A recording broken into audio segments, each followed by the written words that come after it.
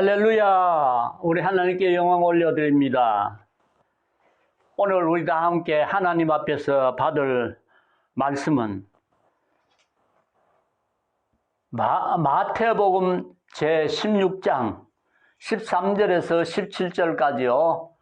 또 마가복음 제8장 27절에서 38절까지의 내용 가운데에서 교훈을 받고자 합니다. 제목은 예수님의 칭찬과 책망이라는 제목을 택했습니다. 베드로는 스승 되시는 예수님께 칭찬을 받았습니다.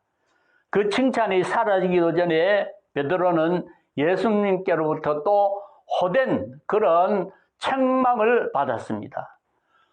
그러면 우리가 생각할 때 무엇 때문에, 무슨 사연이 있었기 때문에 칭찬을 받지 말자 또 책망을 받았다는 사실인가? 오늘 이 사실을 가지고서 우리가 은혜를 받고자 하는 것입니다. 그러면 첫째, 칭찬하시는 예수님에 대해서 우리가 살펴보고자 합니다. 한날은 예수님께서 제자들을 데리시고 빌립보 가이사라 지방으로 여행을 떠나셨습니다. 그 지방을 거느실 때에 예수님께서 그의 제자들에게 질문을 했습니다. 무슨 질문이냐? 세상 사람들이 나를 보고 누구라 하더냐? 그런 질문을 하니까 제자들 중에서 혹자는 세례 요한이라 합디다. 또 다른 제자가 엘리야라 합디다. 또 좀 있더만 한 제자는 선지자 중에 한 사람이라고 그렇게 말을 합디다. 이 말을 들었던 예수님께서는 제자들에게 다시 질문을 합니다. 그러면은 너희들은 나를 누구라 하느냐? 질문을 던졌습니다.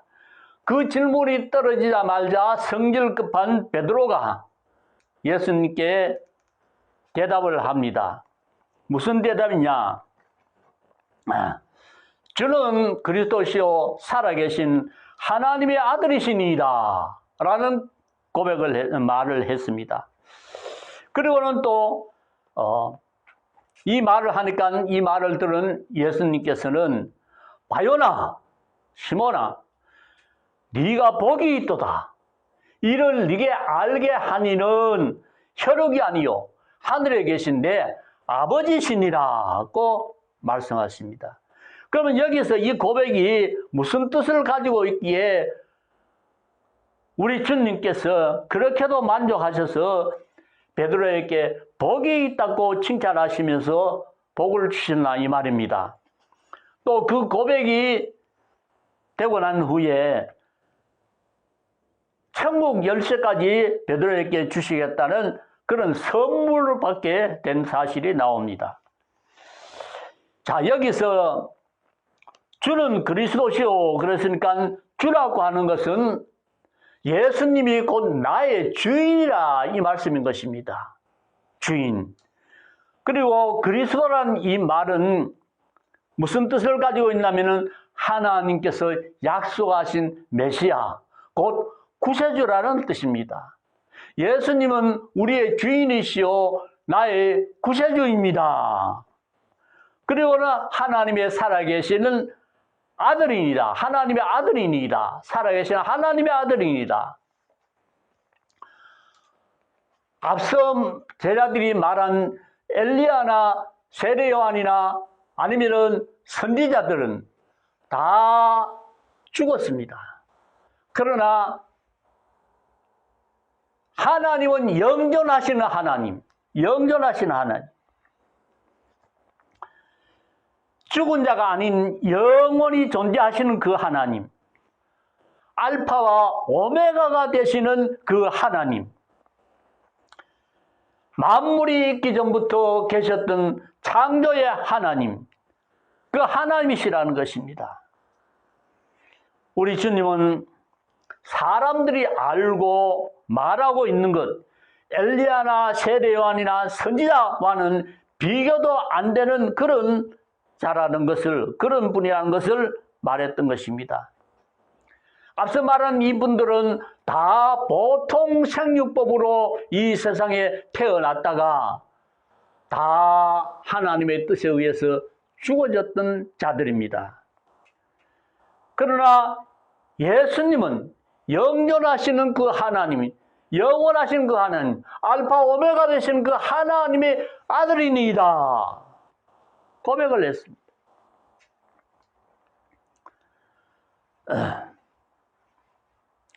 예수님을 보고 나의 주인이요 나의 구세주입니다, 그런 마음에 쏙 드는 말을 예수님께 드리니까 예수님은 베드로를 칭찬하지 않을 수 없었던 것이죠. 그런데 뒤를 이어서 주님 예수께서 하신 말씀이 나옵니다. 베드로, 네가 내 마음에 흡족하게 해준 그 말은 네 머리, 네 지식에서 나온 것이 아니고 마태복음 16장 17절에서 말씀을 보니까 이를 네게 알게 하니는 누구냐? 알게 하니는 혈육이 아니요 하늘에 계신 하나님 내 아버지시니라, 그렇게 말씀을 하셨습니다. 하나님께서 알게 해 주셔서 네가 말하게 되었는 것이지, 네가 그것 네 마음대로 그렇게 뭐 내 마음에 합족하도록 네 속에서 나온 것이 아니라 이겁니다. 우리는 무엇인가 하나님의 일을 또 교회의 일을 같이 했다면은 그것은 내가 마치 한 것이 아니요, 내가 한 것이 아니요 전적으로 하나님께서 하신 일임을 고백해야 될 것입니다. 내가 지금껏 산 것도 다 하나님의 은혜요, 지금껏 내가 목회한 것도 다 하나님의 은혜인 것입니다. 내가 한 것이라고는 아무것도 없습니다. 아무것도 없습니다. 나는 다만 무익한 종입니다 하는 이 말밖에 우리는 할 것이 없습니다. 그러므로 우리는 하나님 앞에 감사하다는 말씀, 이 말씀밖에 들을 것이 없습니다. 바울은 자기가 기록한 에베소서 1장 17절에 보니까 이런 말씀이 나옵니다. 영광의 아버지께서 지혜와 계시의 영을 주실 때만이 하나님을 알 수 있다 그랬습니다. 18절에 보니까 지혜와 계시의 영을 받을 수 있는 것은 하나님이 주셔야 받는다고 기록을 해놨습니다. 마태복음 11장 27절에 보니까 계시를 받은 자 외에는 아버지를 아는 자가 없느니라 그랬습니다. 하나님이 주신 그 계시를 받아야만이 아버지를 알 수 있다는 것입니다. 세상의 어떤 서적으로, 세상의 어떤 위대한 사람의 말로 내가 지혜롭게 무언가 깨달았어, 그게 아니고 하나님이 주셔야만이 내가 하나님의 뜻을, 지혜를, 말씀을 알 수 있다는 것입니다. 아멘이시죠? 아멘입니다. 세상에 하나님 영 외에 다른 영을 받은 자들이 나서 설쳐대는 이것이야말로 적그리스도인 것입니다. 하나님의 영을 받아서 우리가 이것도 하고 저것도 해야 하나님이 영광을 받으시는 것입니다. 내 지혜, 내 지식, 내 경험으로 해가지고 잘했다, 하나님 기뻐하시겠다, 이거 아닙니다. 내가 가지고 했는 것은 다 헛사요, 허공에 날아가 버리고 마는 것입니다. 내가 가지고 설쳐대는 것은 누구냐? 그것은 곧 이단의 괴수밖에 안 됩니다. 자, 여기서 우리 주님은 사랑하는 제자를 칭찬했습니다. 왜 칭찬했다는 것입니까? 하나님의 영이 임재하실 때 칭찬을 했다는 것. 왜 우리는 지금껏 칭찬받아보지 못했습니까? 하나님의 영이 임재하지 못한 가운데서 했기 때문인 것입니다. 자, 하나님의 영이 임재한 가운데서 내가 설교를 한다면은 그 설교로 통하여서 성도들이 은혜를 받고 하나님께 영광을 돌리며 아멘하고 돌아가게 되는 것이고, 하나님의 영이 임재하지 못한 가운데서 내가 설교를 한다면은 하나님의 백성들은 소득 없이 돌아가고 마는 것입니다. 하나님의 영이 충만한 가운데서 내가 하나님의 말씀을 전달할 때는 성도들이 듣고서 오늘 참 은혜 받았다. 참 오늘 목사님의 설교가 너무 좋았어. 이런 말을 남기면서 돌아가게 되는 것이고, 내 실력 가지고, 내 지식 가지고, 내 경영 가지고, 내 어떤 무언가 다른 사람들이 말한 그것을 집약해가지고 짜집기 해서 말씀을 증거하면은 그럴듯한 가운데 있었지만, 그러나 잘한다는 그런 말을 할 수도 있겠지만, 그러나 내 마음에 남는 것은 없습니다. 그러나 설교는 더듬거리고 아니면은 하나님의 말씀 증거할 때 좀 뭔가 마음에 불만이 있어도 성령이 임하신 가운데서, 성령이 함께 하신 가운데서 설교를 할 때는 많은 사람들이 마음의 뜨거움을 느끼면서 속으로 아멘, 아멘이 나오게 되어지는 것입니다.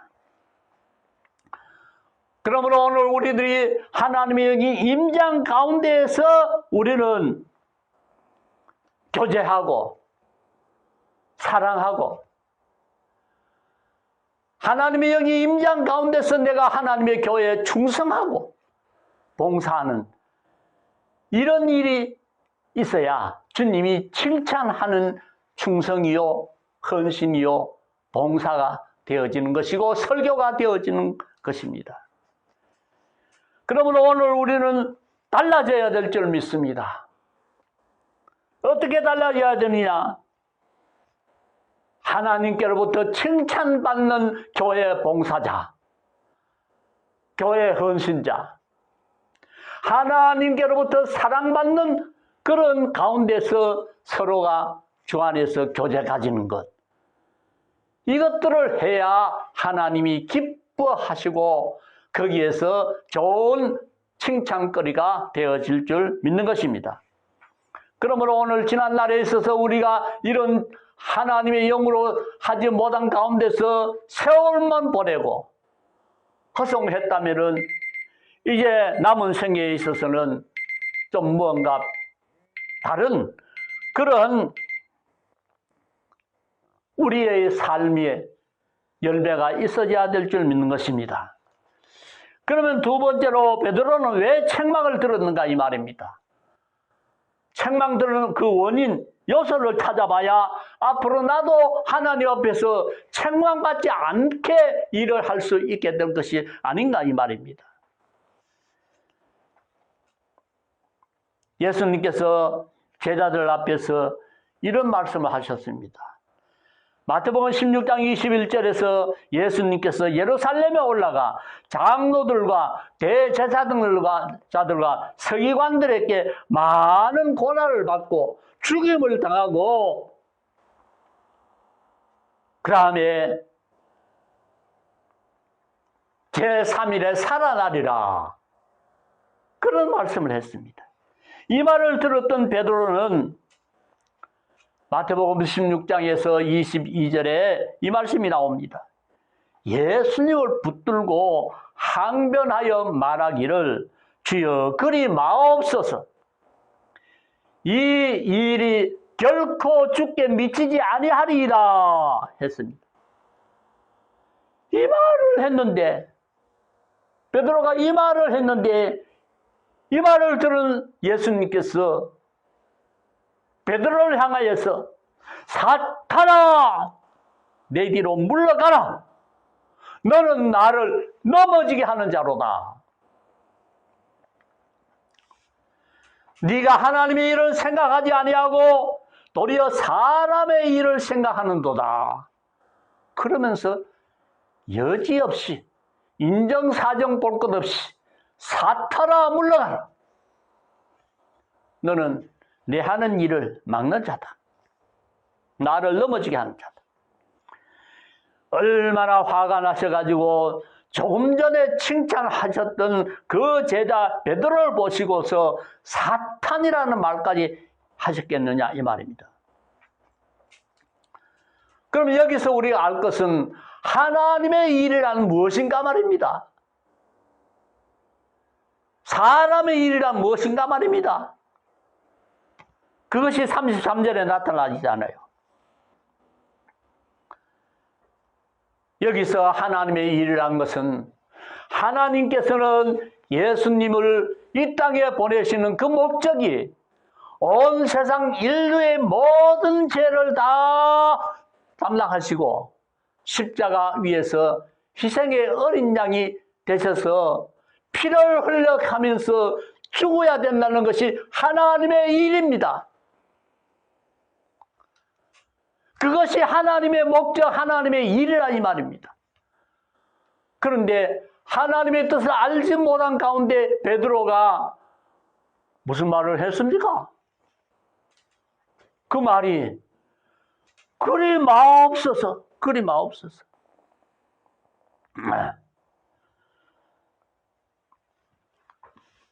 하나님의 뜻은 예수님이 죽어야 되는데, 고난받고 죽어야 되는데, 그 후에 3일 만에 살아나셔야 되는데, 그런데 베드로의 뜻은 무엇입니까? 베드로의 생각은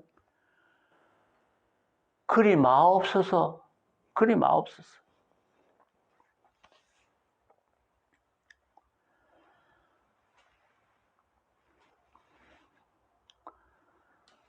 그리 마옵소서 이렇게 말을 하니까 예수님께서 내 뒤로 물러가라. 사탄아 내 뒤로 물러가라. 나를 넘어지게 하는 자로다. 네가 하나님의 일을 생각하지 아니하고 도리어 사람의 일을 생각하는도다. 하나님의 계획, 하나님의 섭리, 하나님의 뜻을 제대로 알고 우리는 고백을 해야 되겠다 이 말입니다.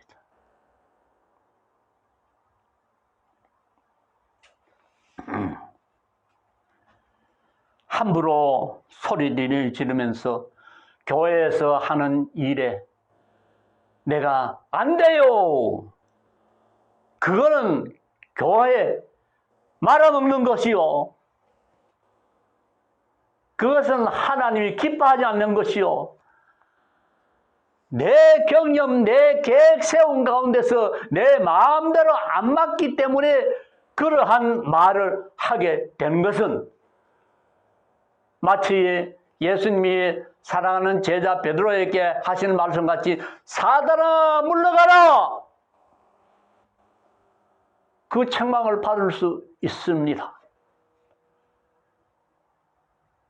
하나님의 영이 충만한 가운데서의 교회의 헌신, 교회의 봉사, 교회의 하나님의 일, 이 모든 것들은 하나님의 영이 임재한 가운데서 우리가 실행 실천이 되어져야 하나님께로부터 책망을 받지 않는다는 사실인 것입니다.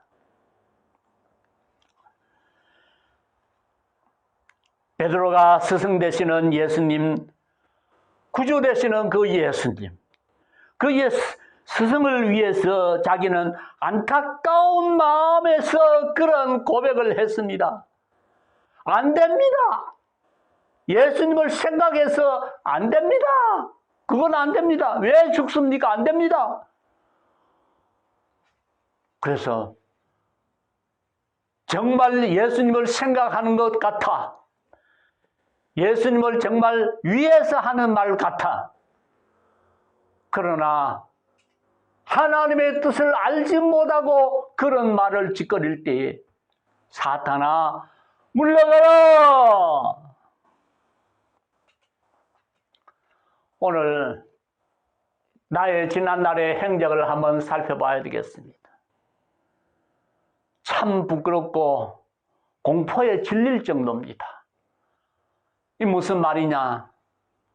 나도 하나님의 영이 충만히 임재하지 못한 가운데서 떠들어대면서 소리치면서 꽝 지르면서 하나님 찬양도 하고 뭔가 하나님 영광 돌린다고 이랬는 것이 오히려 하나님께서는 거슬리는 그런 행동, 행위 아니었느냐 이 말입니다.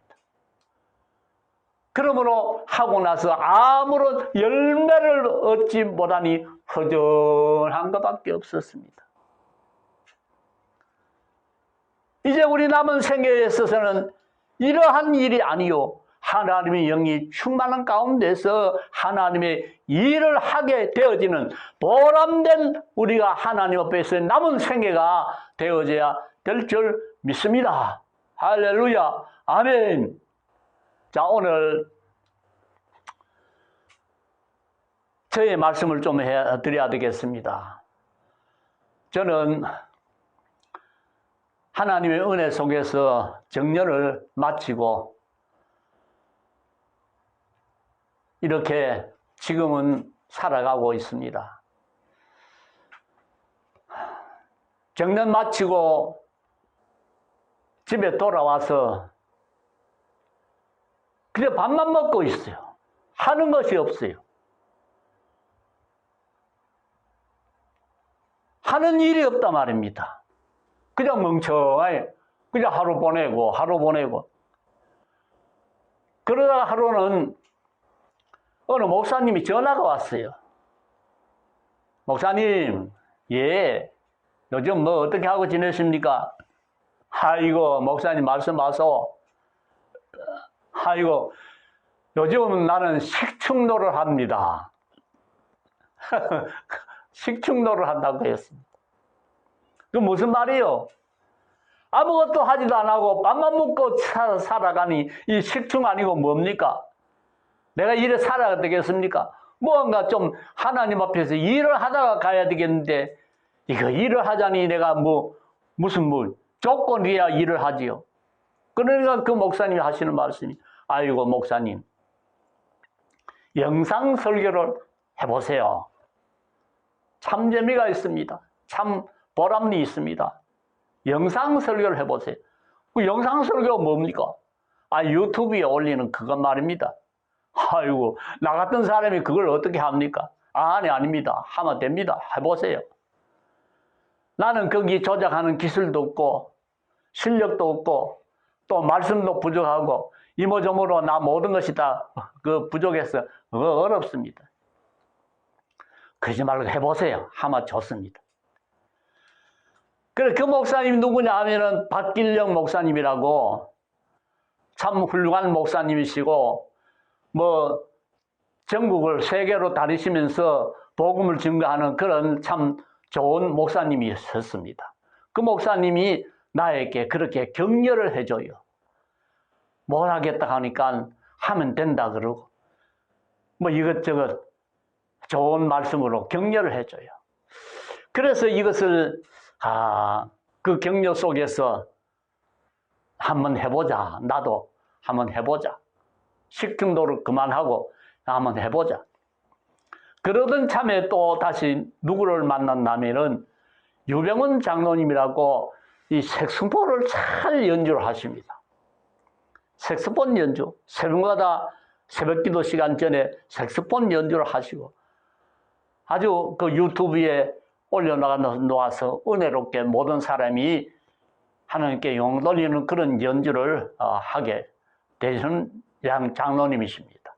그 장로님도 또 나에게 격려해 주시고 그래서 이것을 이제 시작하게 되었는데, 내 자신이 생각해도 부족한 것 많고, 세계 무슨 설교를 하려고 그렇게 날뛰나 싶을 정도로 하나님 영광 가르기 전에 그만 말아라 하는 그런 생각이 들어왔어요. 그렇지만 그분들의 격려로 인해서 제가 이걸 한번 해보는 것인데, 제가 말씀드리고 싶은 것은 저를 책망은 나중에 해주시고 처음 시작하는 저에게는 칭찬, 권면의 좋은 권면의 말씀만 좀 해주시면 감사하겠다 하는 그런 말씀 부탁을 드리는 것입니다. 말도 어느라고 이모저모 모든 것이 조건이 갖추어지지 않고 이렇게 부족한 것이 많지만, 그러나 격려, 좋은 격려, 조금만한 그런 칭찬이라도 해주시면 제가 힘을 얻어서 또 해볼 수 있지 않겠습니까? 남은 생애에 식충 노릇 그만하고 뭔가 또 나도 보람 있는 그런 나머지의 삶이 되지 않을까 생각합니다. 그래서 좀 부탁합시다.